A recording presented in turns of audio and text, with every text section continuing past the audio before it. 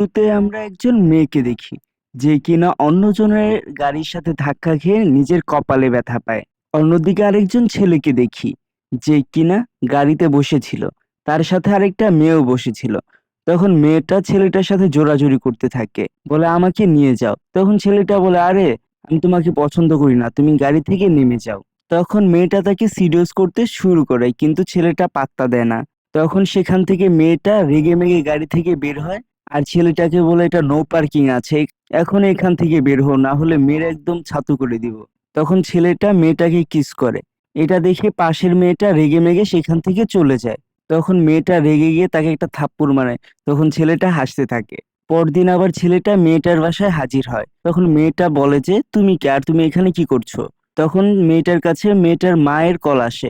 তখন মেয়েটার মা বলে, তোমার ছোটবেলার বন্ধু এখন তোমার সাথেই থাকবে। নেক্সট পার্ট দেখতে ভিডিওতে একটি লাইক করে চ্যানেলটি সাবস্ক্রাইব করুন।